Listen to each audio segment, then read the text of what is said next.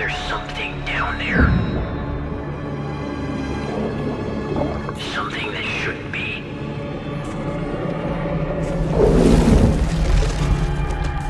Nothing is worth this.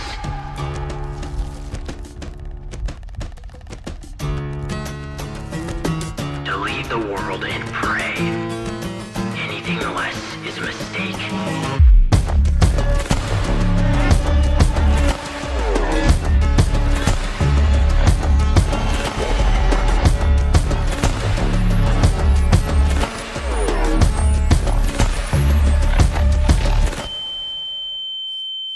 On May 13th, 2026, something would be uploaded to YouTube unlike anything I've ever seen. It wasn't the video you're looking at right now, no.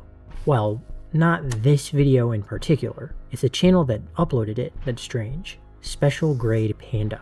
At a glance it seems completely normal, but that's at a glance. The first two uploads are truly nothing noteworthy. They're just normal videos. They both start on the home screen like all the other videos, and in his saved worlds we see only two. A creative world and the survival world that these videos take place in. Based on the last played dates, we can also see that these videos were recorded back in 2025. But in both of these videos, he genuinely acts completely normal. YouTube won't let me upload long videos yet, so subscribe. I might play some off camera, but I don't know. Tripped out. I got so much gold. Okay, bye guys. Subscribe. Just pretty typical YouTube video stuff, but in his third video... What the heck? What is that? 1.21.11 isn't even a version yet, and it said 9.6. 2096 or 1996? I mean, either way it's wrong, but still. He then logs out to go play the world, called Unspoken Archives, but there's a cut before we can see what's inside. But that's not the strangest part.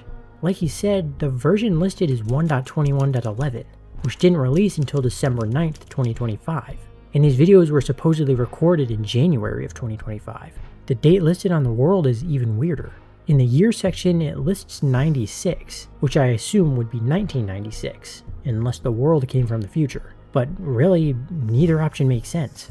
We'll have to get back to that later once we have some more information though. Once the video comes back from the cut, the world is gone, presumably deleted by Panda, and he goes back to playing survival. But he acts off. He takes a bunch of long pauses when moving, and doesn't mention anything about the world aside from one line 3 minutes after joining. That world was weird. That's it. Nothing else.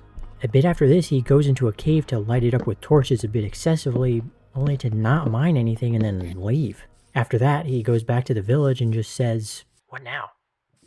After that, he goes exploring, still saying nothing, until he sees a dark pool of water. He runs away and then says, "I don't want to live by water." Multiple minutes later at a different village, he follows up by saying, "It's okay if I can see in it," presumably talking about the water.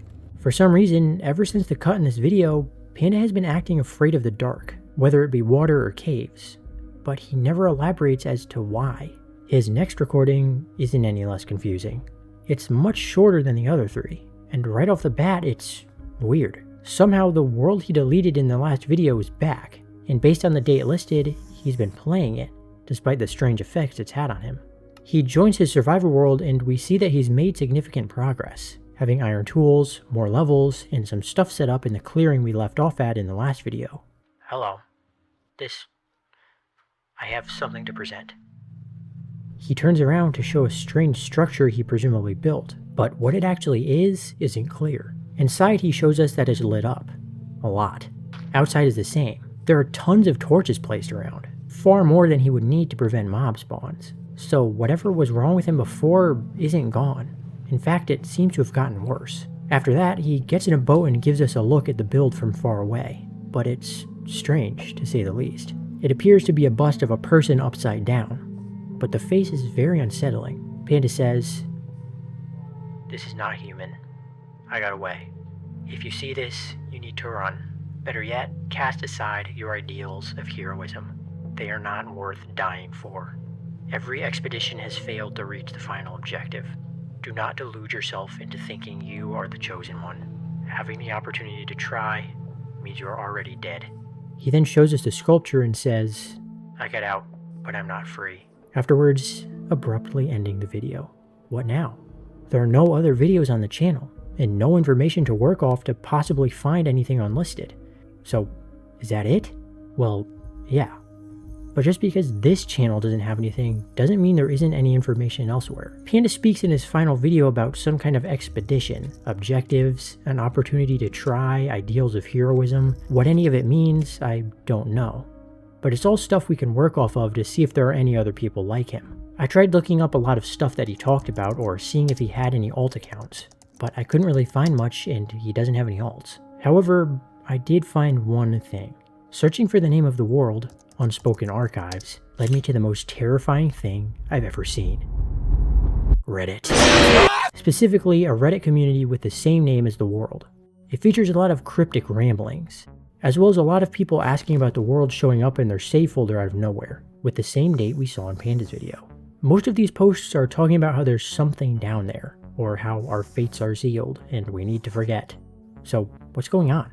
What's causing people to say these things? What does it mean? And most importantly, why? Well, there's one post that stands out among the rest, titled Expedition Report Log Information. The post itself says, Expedition Report Information, updated per expedition, log information below. Below are two links, but both are encrypted with a Visionaire cipher, which is a type of cipher that requires a specific set of text to unlock, often referred to as a key, and brute forcing this key is essentially impossible. That's not to say I didn't at least try, but as expected, it wasn't helpful. But I found in the replies of a separate post that someone pasted one of these links unencoded, and inside is a Google Doc titled Expedition 10 Report Log. It's almost entirely blank, saying, Objectives 4 out of 10. Failed. Panda also said something about an objective, saying that every expedition has failed to reach the final one. However, what these objectives are or where these expeditions are going is hard to say. But the footer of the page is what's most interesting here, as it says, Log Key Pass QA JJ HNZ, which I assume is the key to the cipher. If we take this back to the two encoded links, it works on them both. The first link is the doc we just saw, but the second link leads to a document called Expedition 11 Recovered Footage, containing information about Expedition 11, saying that it's descending soon and that the members are named Simon and Ken. Alongside that information is footage of the expedition, where we can finally see into the unknown.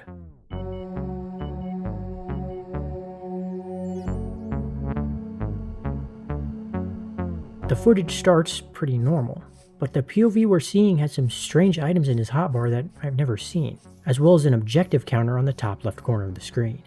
What these objectives are isn't made clear, but Panda said that nobody has reached the final one. Shortly after starting the recording, they see a large pillar in the distance with something wedged into the middle of it, and they begin to walk towards it. As they get closer, it appears that the structure is a monolith with a skull placed in the middle of it. After they get to the base of the pillar, we find out that the person recording is Simon, so this person must be Ken, and they do a check of all of their gear. First, they have a radar, used to detect nearby entities, a light that lights stuff up, big surprise, but also brightens the screen when selected, replenish that gives them air underwater, a descent tool that gives them slow fall, and a stack of blocks. According to Ken, all of their gear works, and so they proceed. They then walk into an opening on the monolith and stand still.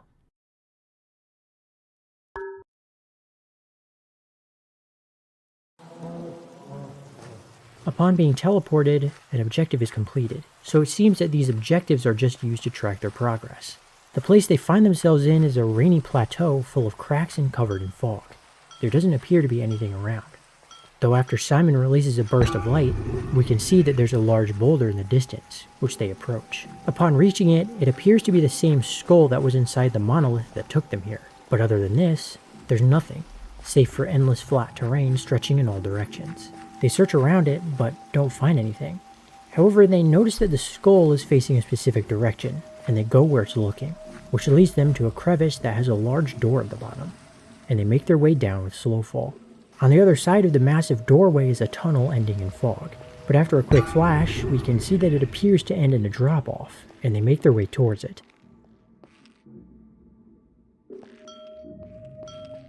The terrain and block choice is strange. It's constant ridges in a tube, and its coloration is almost fleshy, almost like an internal organ. At the end of the tunnel is a drop-off that leads to what appears to be water, And while Simon is quite apprehensive to go in, Ken is a bit less so. Simon flashes the water below, but there's a strange green ball moving around. However, I'm pretty sure that this is just Ken.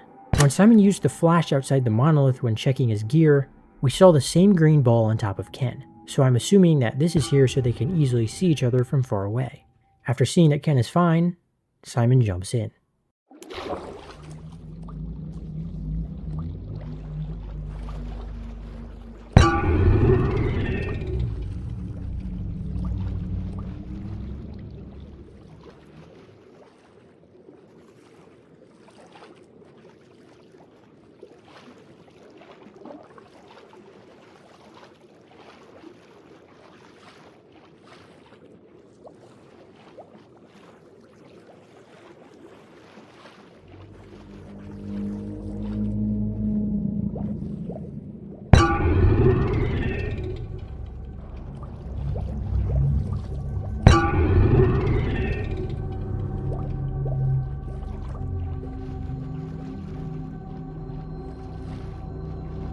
Simon makes his way to the wall jutting with stone spikes, flashing the endless void of water all the while. But there's nothing there, at least nothing that he can see. He then follows Ken to a hole in the wall, and they swim into it, leading to a large cavern with 2 copper doors. They explore the cavern but don't find anything, and then activate some copper bolts near the aforementioned doors, which completes an objective.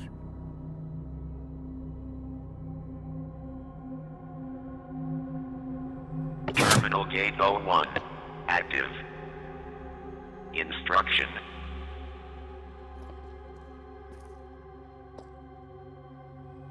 Continue. Terminal Protocol Guardian activated. Now playing. Instruction _log. Before you are 2 terminals, O1 and O2. One of these terminals will give correct results when given an inquiry. The other will always invert the correct result. You may only pose 2 inquiries in total. The correct terminal's door will lead you deeper. Do not enter the other. Good luck. Inquiry requested. So this appears to be some kind of one tells truths, the other tells lies games. However, Simon and Ken are given 2 questions as opposed to the typical 1. But what can they say to this terminal to know for sure that it's telling the truth or not? Their situation doesn't allow for many— I am typing in English. Inquiry result true. Well, that was easy. But it seems that the door doesn't open until both questions are asked, even if they already know that this door is the right one. So Simon states, We are alone. Inquiry result false. Personally, I feel like he didn't need to ask this to know that they're alone, given what we've seen. But regardless, the door opens, completing another objective, and leads them down a foggy hallway into another massive cavern. At first, it appears to be endless and empty, but as they reach the crest of a nearby hill, they see lights in the distance. And, oh good lord, they split up, of course. Anyways, Simon makes his way to what appears to be a house, and Ken makes his way towards 2 small lights in the distance.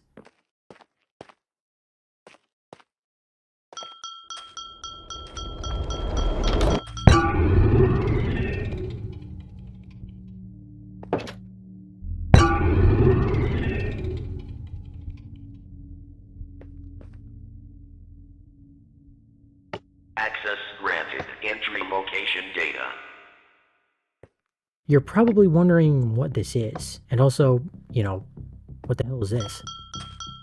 We'll start with this terminal entry text, as it appears to be a link, or at least part of a link, as on its own it doesn't go anywhere. But I've seen this before, and you may have as well. It's the random part of a Google Drive link. All we have to do is take this and put it in between the predetermined parts to find what it leads to. There are 2 links in total, the one Simon found, and the other one presumably being from Ken. Simon's link leads to terminal entry 019, a folder containing a short video.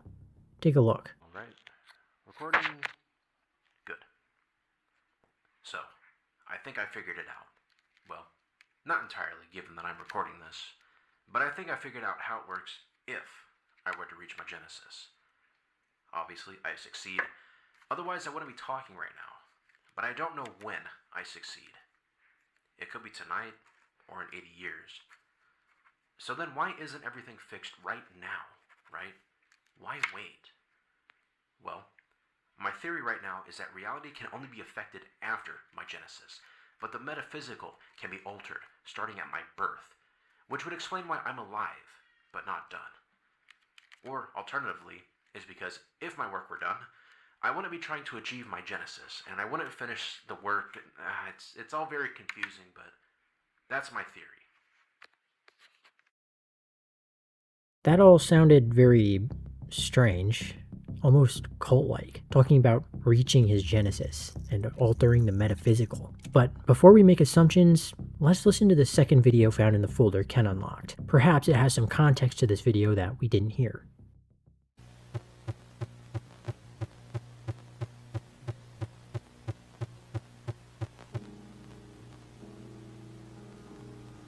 When may I speak?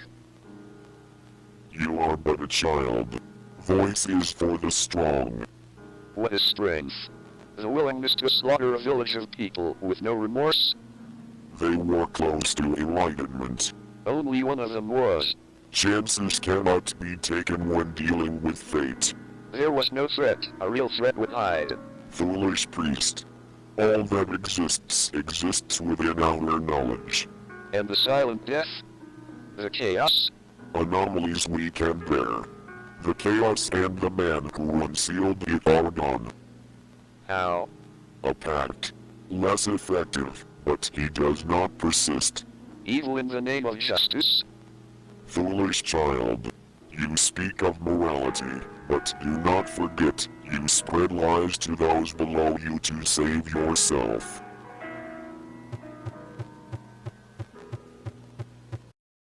This video doesn't really clear much up about the first one, but it still retains a similar vibe and tone, sounding kind of like a cult. You know, spreading lies, dealing with fate, priests, killing entire villages of people.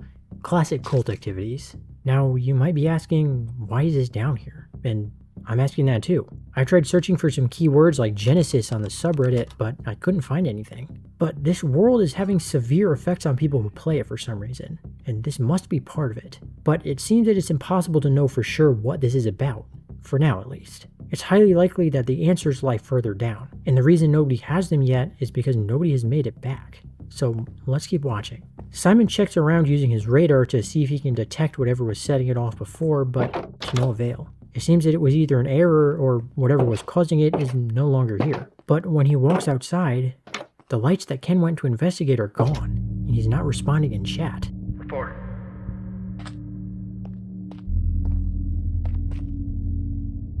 Report.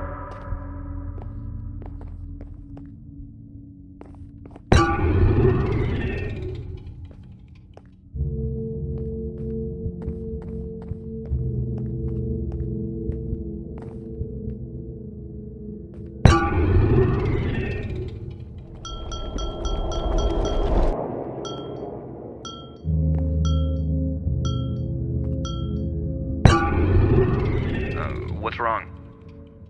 What happened? Why didn't you respond? When I opened the terminal, the lights went out. My comms also broke. I'm not sure why. Is everything operational? Since you found me, yes. Did you see anything? Anyone? No, but I found this. A door within a door may also be found within the floor. Anything else? The podium I found that on had a plaque that said, "The Second Judge," but nothing more. Okay, we continue then. After this, they continue exploring as usual. Ken losing his ability to chat after activating his terminal is strange, but it's not like this world is normal. Shortly after meeting back up, they stumble upon what appears to be a massive skeleton, and then... I found something!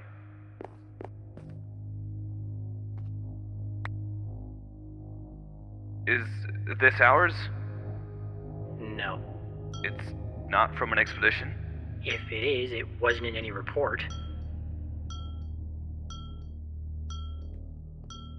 standing around won't help. Right.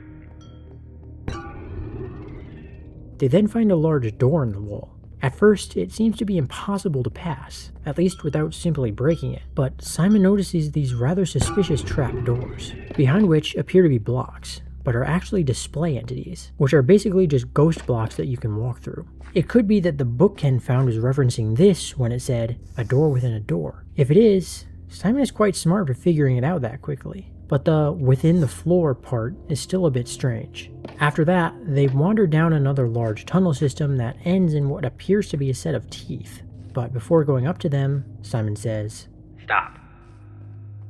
He then proceeds to build a big wall, presumably out of paranoia due to the various things he's been seeing. After that, they continue.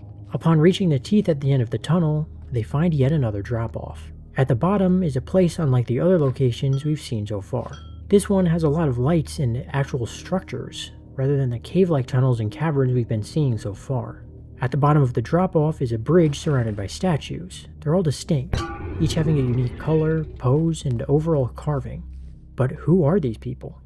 Are they even people at all, or are they just random builds? Simon and Ken eventually reach the end of this bridge and it splits off into two different paths, at which point they decide to once again split up.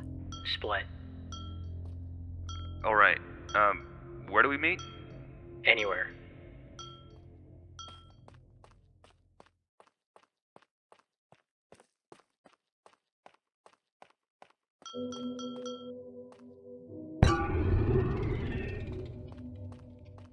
Did you see that?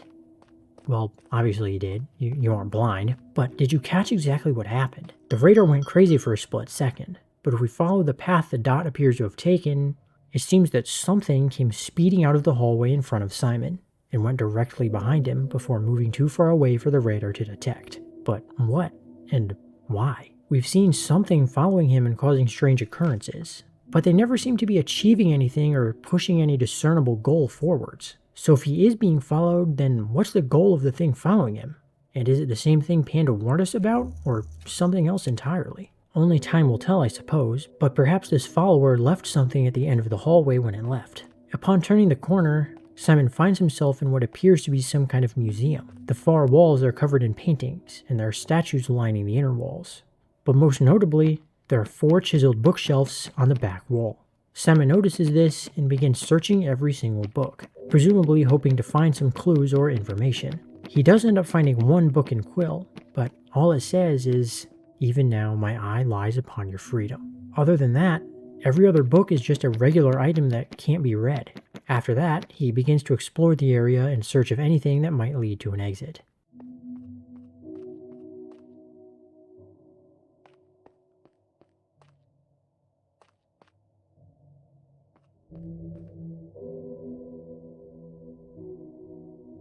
Despite how unnerving this painting looks, Simon seems rather uninterested, and instead just toggles his perspective to look for hidden rooms behind it. He actually goes out and does this to every single painting that he finds. But who is this? I don't know about you, but I've never seen this painting before. It's just not a vanilla painting, so why is it here? Almost all of the other paintings in this building are normal, aside from these 4. They're all unique, and yet who they are or why they're here is kind of just a mystery. Something I noticed though, the person in this painting as well as this painting both appear to be wearing monk's robes, which is in line with the cult-like theme we've been seeing from the terminal entries. Another thing are the large statues that are just outside this room. They all bear resemblance to the smaller statues found in this museum section. This statue is of a top hat, which one of the larger statues was wearing. There's a statue of a hand with a symbol, which can be found in one of the paintings near a character that looks similar to one of the larger statues. There's a small statue of a knight with a sword, and a big statue of the same thing. The only ones that aren't very clearly connected are these 2. A small statue of a sphere, and a big statue of just a man. It's not exactly clear how or why, but it seems as if each of these statues and paintings are all meant to depict the same 4 things, except for this painting. This one has no resemblance to any of the smaller large statues, and when Simon checks it,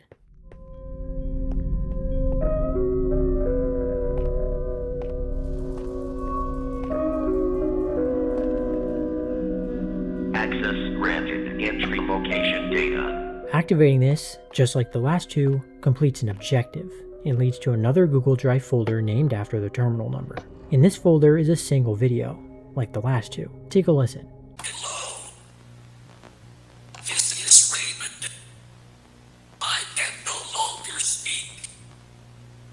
The priest could only save a sliver of my being. I will soon lose even my ability to think. I will become like the rest. But I will serve my purpose. He will be ushered.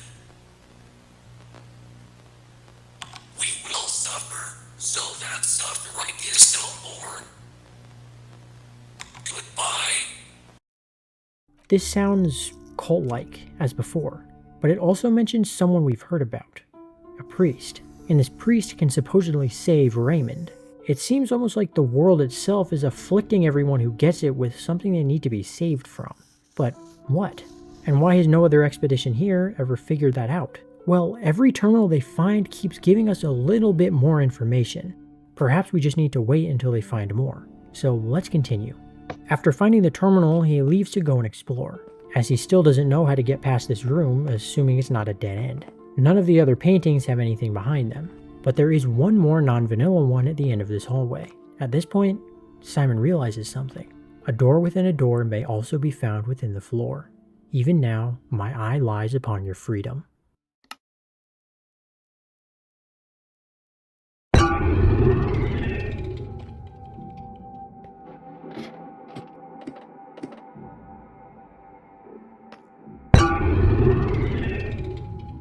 In the floor is a display entity stone block that leads to another room, which is presumably what the within the floor part of this book means.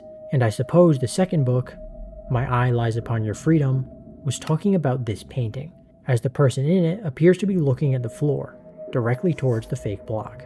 Upon entering this room, Simon presses a button on a lamp which does this. Elevator online. Beginning descent.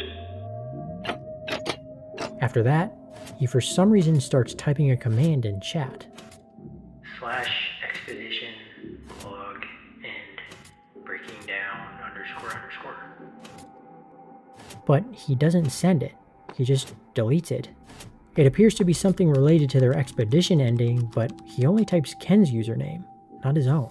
Why he did this, I'm not really sure. But so far he's been acting very calculated, so he clearly has something in mind. After that, he waits for the elevator to finish moving, and then he exits into another tunnel, where he finds Ken emerging from an identical elevator. Elevator offline. Destination access granted.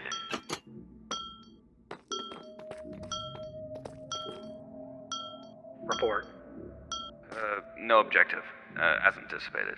Everything operational? Yeah.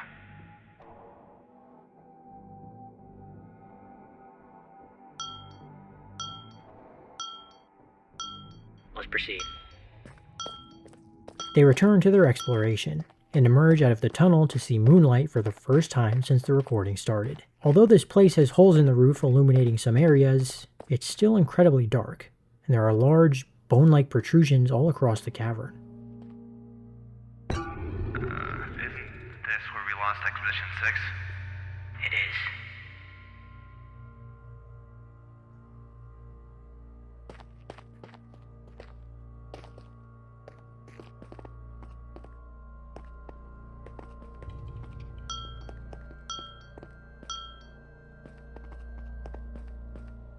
Eventually, they stumble upon a terminal. However, unlike previous ones they found, this one is green, and doesn't complete an objective when activated. Instead, it seems to be a terminal left behind by a previous expedition. Specifically, it says Expedition 6, and the audio file it plays says this. Log 6. Access granted. Running log. Log _exit.wv. This is Expedition 6. We are not gonna make it. We are already losing it. I'm not sure how much longer I can last. Matthew is already mostly gone. I'm trying to keep him We know we can't be saved, but we failed. We couldn't complete the final objective. Please, just accept fate. Trying to stop the inevitable only makes it worse. Log data location. This link just leads to a folder containing the same audio we just heard. After hearing it, Simon and Ken have a conversation. Should we turn back? No. They made it this far. We were called to make it further. Do you still believe that? I don't know. I do. We continue. Seeing this seems to have disturbed Ken. The gravity of the fact that he may end up just like Expedition 6 weighing on his consciousness. But Simon is determined to keep moving forward, and so they do. They eventually find what looks like a terminal, but rather than a button, it has a lever. And when activated, instead of a link, it shines a light on a distant gap in the wall that isn't very visible otherwise. It also completes an objective. There's now one left, the final objective. Simon turns the light back off, and they make their way towards what may be their end.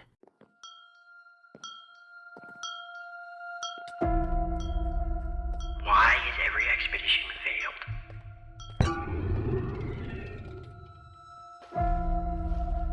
Why does nobody know?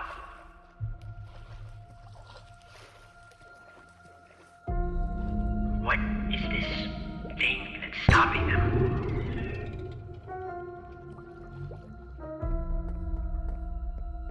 Why is it keeping them away?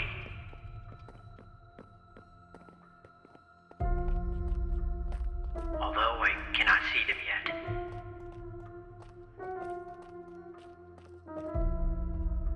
The answers lie close at hand.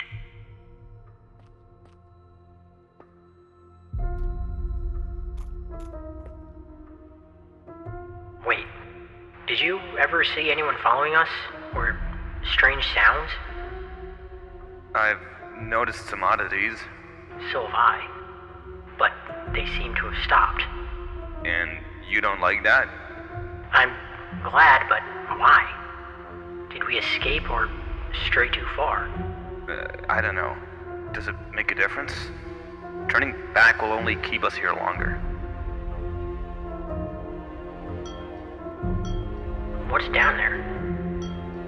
I don't know. Take a look. I'll keep watch. I'll keep watch. You look.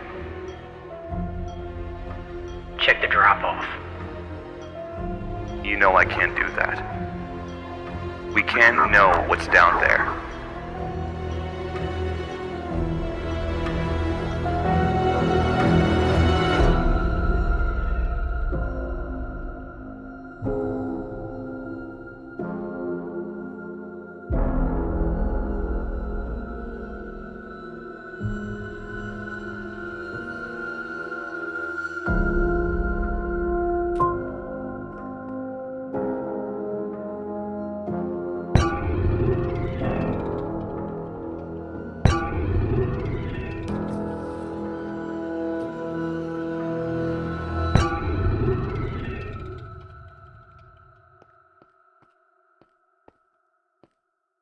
What just happened? When Ken got hit with the light, there was something in the brightness. Previously in this footage, whenever Ken got hit with light, there was a green orb on his person to indicate his location from a distance and his identity close up. But now, he's gone. Replaced by whatever this is. I have reason to believe that this entity is the one that has been following them. But when did it get to Ken? Well, the first time we saw it was when they were underwater. It was making a bunch of noises, and eventually got caught by Simon in a flash. It's a lot less visible here, but if we line up each image, it's a clear match. But what is this? And why is it doing what it's doing? Well, to figure that out, let's analyze what it's been doing so far. First, we see it stalking the group in the water. Then what I assume is this entity was showing up on Simon's radar, and was presumably the reasons why the lights that Ken went to explore went out and why he lost his communications. It could also have placed this radar that Ken found. The only other time we see anything strange happen before we see it on Ken is when Simon's radar goes crazy near the hallway. So based on this, it's running around on the radar? I mean, surely there's more to it, right? And you'd be right. If we assume that Ken is no longer the one talking after this entity got to him, that means that everything said after that point was actually the entity speaking to Simon. But when did Ken get taken over? Well, it must have been when they split up in the church, as every point after that, Simon was right next to him and would have noticed if something happened. If that's the case, the radar flashing after they split up was likely the entity darting over to Ken, and everything he did after that point was actually the entity. If that's true, then for the past 10 minutes, Simon has been talking to something. A walking corpse pretending to be his ally. Only during their final conversation does the mask slip, and the entity says, You know I can't do that. We can't know what's down there. That must be its goal, preventing Simon from reaching the final objective, as Panda warned. But Simon knew. So many things Simon was doing were inexplicable, but it turns out he was just 2 steps ahead. This explains why he preemptively types out Ken's boot command. He wasn't deleting it, he was copying it. It explains why he built a wall, why he asked if they were alone. He even intentionally went out of his way to avoid flashing Ken with light to make sure the entity didn't know he knew. Anyone else in this situation would have probably been doomed, but he managed to get away. But he's not free. What happens to this entity after Ken leaves, I don't know. But Simon doesn't hesitate to run away as fast as possible. And it seems the entity doesn't follow, or simply can't go down the hole like it said. He jumps straight off the cliff they were near, but at the bottom, there's nothing aside from silent darkness and a blackened pool of water. He frantically wanders around, constantly checking if he's being followed. But for once, it seems he is truly alone. He makes his way down this cavern, and the color slowly shifts away from pitch black to a reddish, fleshy texture, almost like the tunnel they first entered to get here. Not long after that, he enters another cavern.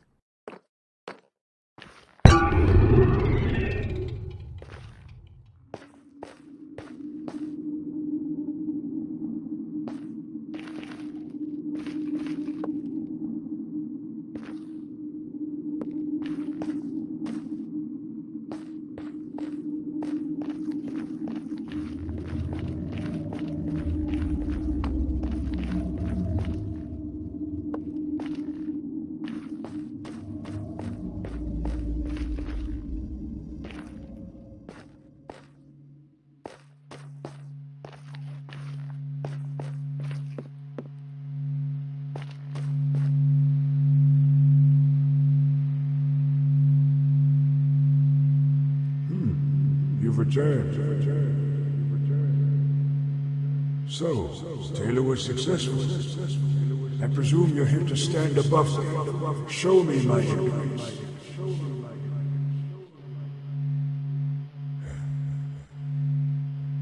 It appears my greatest sin was believing I knew all that is, and all that will be. I did not decide fate, and yet I place myself above it. We all did, and so we suffer, even you. Now, an amalgamation of our sins wander this wretched place. Well, you're already aware of this, are you not?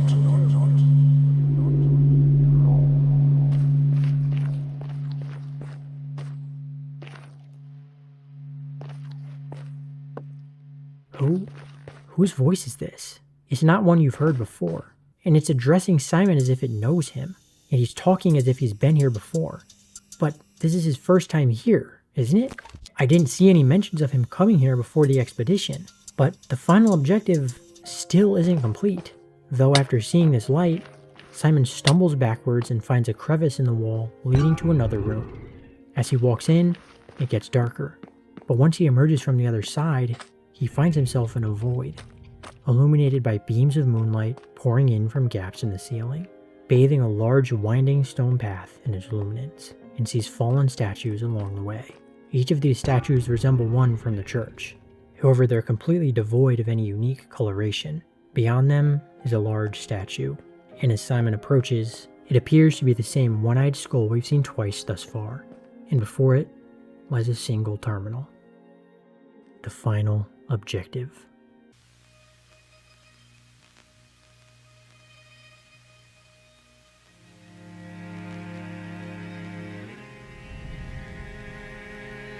It's been 30 years since I saw that blinding light. Since I reached my hands to the stars and wondered why I could not grasp them. 30 years since the end began. I'm sorry for what I have done to you, to so many, but die with conviction, knowing that I die with you. For these chains to fall, every link must crumble, even my own. The weight of these sins bear down upon us all, but this cross I will bear alone. I have seen all that was, all that is, and all that will be. Yet, even still, I cannot cast aside your insignificance. But now, the work is done. Isn't that right, priest?